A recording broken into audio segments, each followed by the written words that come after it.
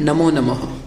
आज हम 2023 10वीं कक्षा के बोर्ड के छात्रों के लिए संस्कृत यह विषय के लिए आज हम लोग एक इम्पॉर्टेंट प्रश्नों की उत्तरें लेकर आए हैं।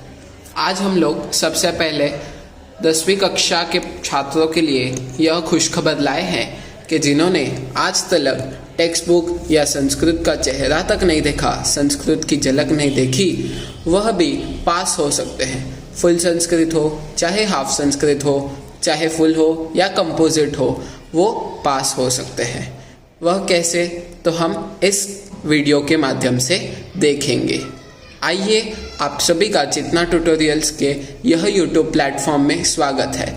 तो शुरू करते हैं आज का वीडियो इस तरह कि आज के 80 मार्क्स के पैटर्न पेपर को सबसे पहले हम डिस्कस करेंगे। आपका पैटर्न पेपर कुछ इस तरह से है।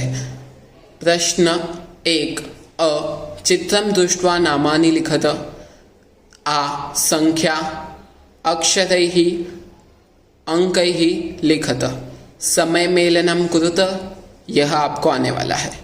फिर आपको पैसेजेस का पार्ट चालू होता है। नेक्स्ट है प्रश्न 2, अ गद्यांशम पठित्वा निर्दिष्टाः कृतिः कुरुत। उसमें आपको अवबोधनम, शब्द ज्ञानम और फ्लो चार्ट, पृथक्करणम, ऐसे 3 विभाजन होते हैं। फिर आपका डिपार्टमेंट आता है गद्यांशम पठित्वा सरलार्थम लिखत। इसके लिए आपको सिर्फ 2 ही लेसन्स करने हैं, क्योंकि आपको बोर्ड से दिए गए 2 लेसन्स ही आपको बाय हार्ट करने हैं। वह है नाट्यस्तबकः और नदी सूक्तम। यह पैटर्न पेपर फुल वालों का है। इसमें से कई भाग हाफ वालों के लिए भी उपयोगित है। अभी प्रश्न ये उत्पन्न होता है कि हमने आज तक टेक्स्ट बुक भी नहीं खोली सर, तो हमें क्या फुल मार्क्स मिल सकते हैं संस्कृत में? हाँ, तुम्हें संस्कृत में फुल मार्क्स मिल सकते हैं। तो तुम नदी सूक्तम एकदम परफेक्टली ट्रांसलेशन करोगे तो तुम हमेशा से एक अच्छा स्कोर बना पाओगे, क्योंकि नदी सूक्तम एक लेसन है, जबकि नाट्यस्तबकः 2 विभाजन में है। जबकि हमें वो 2 विभाजन दोनों भी पढ़ने पड़ेंगे, नहीं तो हमें नदी सूक्तम एक ही विभाजन पढ़ना पड़ेगा। माध्यम भाषया उत्तरम लिखत। माध्यम भाषया उत्तरम लिखत में आपको सबसे पहले उसका इंट्रोडक्शन, वह लेसन का इंट्रोडक्शन लिखना बहुत ही आवश्यक है। उसके बाद वह आंसर का एक्सप्लेनेशन लिखना आवश्यक है। अगर आप लेसन का इंट्रोडक्शन नहीं लिखते हो तो वहाँ आपका 1 मार्क डिडक्ट हो जाता है। तो कृपया करके माध्यम भाषया उत्तरम लिखत में आप कंपल्सरीली 1 मार्क का इंट्रोडक्शन लिखें। फिर आता है हमारा तृतीय विभाग पद्य। पद्यांशम पठित्वा निर्दिष्टाः कृति कुरुतः। फिर आता है पूर्णवाक्येन उत्तरतः और उसका कृति। नेक्स्ट आता है पद्यांशम पठित्वा निर्दिष्टाः कृति कुरुतः। ई आपको आता है पद्ये शुद्धे पूर्णे च लिखत, मतलब आपको श्लोक कंप्लीट करना है। हाफ वालों को सिर्फ 2 लाइन के श्लोक आएंगे, जबकि फुल वालों को 4 लाइन के भी श्लोक आएंगे। इसमें एक एडिशनल प्रश्न रहता है फुल वालों को, दैट इज अन्वयम पूरयत। अन्वयम पूरयत में मैं आपको एक इजी ट्रिक बताता हूँ कि अन्वय पूर्ण करने के लिए आप पूर्ण श्लोक लिख लीजिए। जो श्लोक का अन्वय आया है वह श्लोक लिख लीजिए और उसमें से जो वर्ड्स अन्वय में दिए गए हैं वो सब कट कर दीजिए। फिर जो 4 वर्ड्स बचेंगे वह आपको अन्वय की रेखा में भरने हैं। फिर आता है सरलार्थम लिखत, मतलब आपका ट्रांसलेशन लिखना है। फुल वालों के लिए 2 लेसन्स है, वाचन प्रशंसा और मानवता धर्म, और हाफ वालों के लिए सिर्फ एक ही लेसन है, वह है वाचन प्रशंसा। वाचन प्रशंसा यह एक बहुत ही अच्छा टॉपिक है, अच्छी पोयम है, जो आप पढ़ सकते हो और आप खुद के वर्ड्स में भी डिस्क्राइब कर सकते हो। अगर आपने यह पढ़ लिया तो आपको दूसरा कोई भी मानवता धर्म पढ़ने का जरूरत नहीं है। चतुर्थ विभाग लेखन कौशल्य। अभी यहाँ यह फुल वालों के लिए अलग हो जाता है और हाफ वालों के लिए थोड़ा अलग हो जाता है। अभी हम डिस्कस करते हैं फुल वालों के लिए। वाक्य रचनाम कुरुत। वाक्य रचनाम कुरुत मतलब आपको वर्ड्स दिए रहेंगे, जैसे कि नम हो गया, दूसरे अनेक वर्ड दिए जाएंगे, नमः, अलम, दायच्छ, गमगच्छ, ऐसे कई वर्ड्स दिए जाएंगे और आपको उसकी वाक्य की रचना करनी है। यह आपको हाफ संस्कृत में क्वेश्चन नंबर 4 विभाग 4 में, चतुर्थ विभाग में ई प्रश्न 2 मार्क के लिए पूछा जाता है, जबकि फुल वालों के लिए आपको यह प्रश्न 4 मार्कों के लिए पूछा जाता है। फुल वालों के लिए और एक प्रश्न आता है कि आप निबंध लिखें अथवा संवाद लिखें। निबंध लिखना बहुत ही आसान है क्योंकि आप निबंध बाय हार्ट करके लिख सकते हो। आज मैं आपको कुछ इंपॉर्टेंट निबंध बताता हूं। आपके पास निबंध हो गया जैसे कि मम प्रिय कविः, मम प्रिय खगः, और एक आपको उत्सव का निबंध लिखना होता है, मम प्रिय उत्सवः। यह सब निबंध आपको लिखने हैं। मम प्रिय नेता, मम प्रिय पुस्तक, मम प्रिय भाषा। इसमें से 3 इंपॉर्टेंट है, मम प्रिय उत्सव, मम प्रिय खगः, मम प्रिय कविः। ये 3 बहुत ही इंपॉर्टेंट है। और 4th वन है आपका भारतीयम प्रसिद्धम स्थलम। ये आपको 5 मार्क के लिए आता है। आप कभी भी संवाद की ओर मत देखिएगा क्योंकि संवाद में आपको खुद का सेंटेंस क्रिएट करना पड़ता है और संवाद एक इम्पॉर्टेंट टॉपिक नहीं है संस्कृत में। हम आपको अभी प्रश्न 4 ई की ओर ले चलते हैं। निर्दिष्टम कृतिम कुरुत मंजूषात् उचित शब्दानां चित्वा पंचषष्ठ वाक्यत्वम चित्रवर्णनम कुरुत। चित्रवर्णनम आपको करना है। चित्रवर्णन हो सके तो ही कीजिएगा, नहीं तो संस्कृत अनुवादम कुरुत। संस्कृत अनुवादम कुरुत भी हम कर सकते हैं क्योंकि हमने 8th स्टैंडर्ड से संस्कृत ही पढ़ा है और आप एंटायर संस्कृत के स्टूडेंट हो तो ही आपको यह क्वेश्चन आता है। हाफ संस्कृत के स्टूडेंट्स को यह क्वेश्चन नहीं आता है।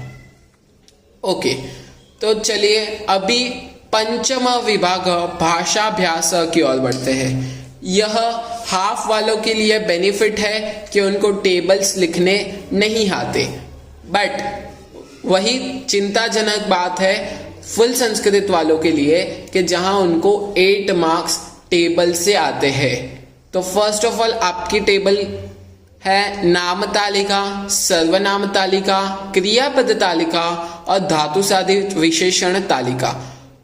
इन 4 तालिकाओं को कैसे फिल करें?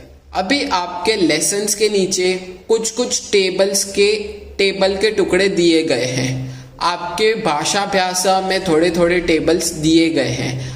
आप सिर्फ उन्हीं को रेफर करके जाएं तो भी आपको आराम से 8 आउट ऑफ 6 मार्क्स आप स्कोर कर सकते हैं।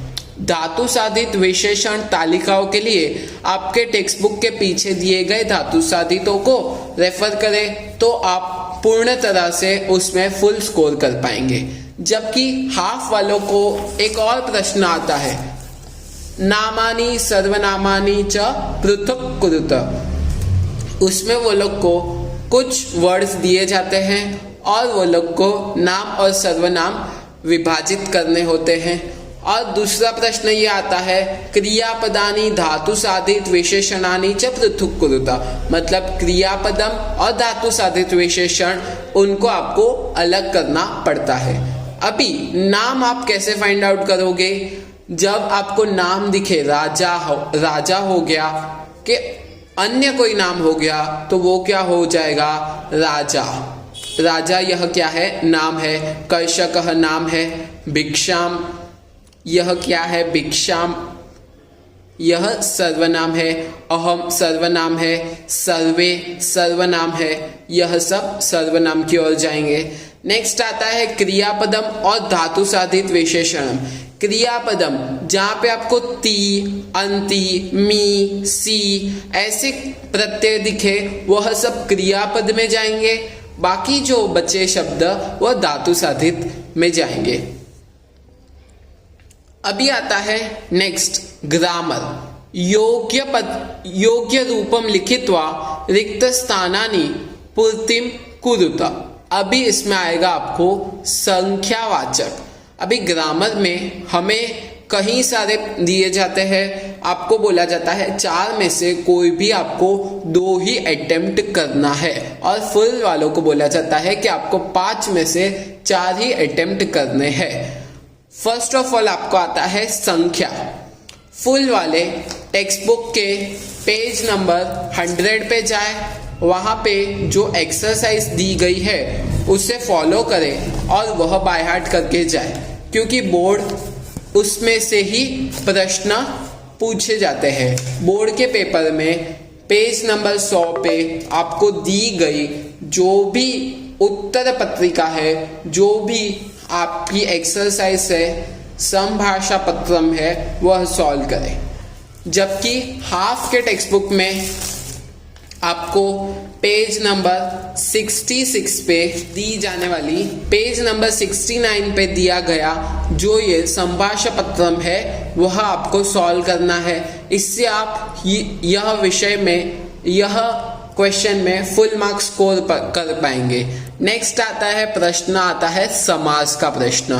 तो फुल वाले बोलेंगे सर हमको तो समास विग्रह आता है, और हाफ वालों को आता है मेलनम कुरुत। तो आपको जस्ट आपके टेक्स्ट बुक में जो भी समास का एक्सरसाइज दिया है, जबकि हाफ वाले के टेक्स्ट बुक में है page number 37 to page number 41 तक, और फुल वालों के टेक्स्ट बुक में दिया गया है पेज नंबर 53 से लेके पेज नंबर 58 तक। इसके आगे हम बात करते हैं आगे के पैटर्न की। तो आपको आता है समानार्थकम च विरुद्धार्थकम शब्दानी लिखत। अभी यह आपको आपके लेसन्स के नीचे जो भी समानार्थी विरुद्धार्थी दिए गए हैं, अथवा आपको अमर कोश में से समानार्थी पूछे जा सकते हैं, सो आप अमर कोश एक बार सिर्फ पढ़ के जाए। मैं ऐसा नहीं कह रहा हूं कि बाय हार्ट करके जाए, मैं आपको सिर्फ इतना बता रहा हूं अमर कोश सिर्फ पढ़ के जाए एक बार। सूचनानुसारम कृति कुरुत, और आता है वाक्यम शुद्धम कुरुत। वाक्यम शुद्धम कुरुत के लिए जाए।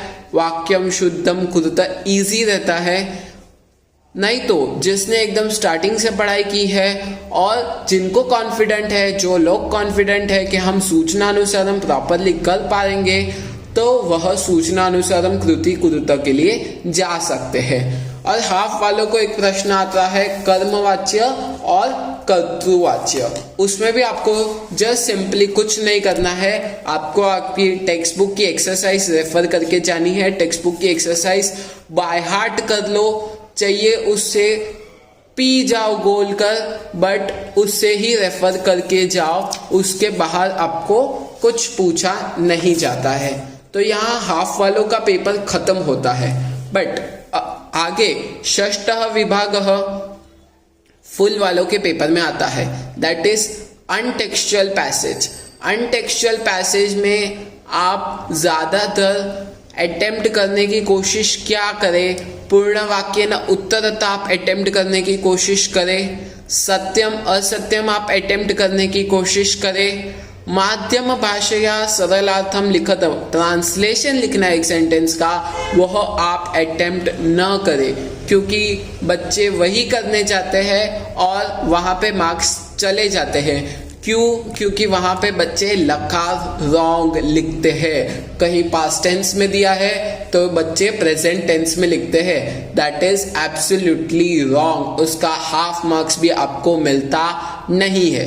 उसके बजाय आप कारक परिचयम कर सकते हैं, प्रतिपदिकम लिख सकते हैं। ऐसे अनेक प्रश्न है, बट आप ट्रांसलेशन के लिए ना जाए ऐसी मेरी विनती है आपसे।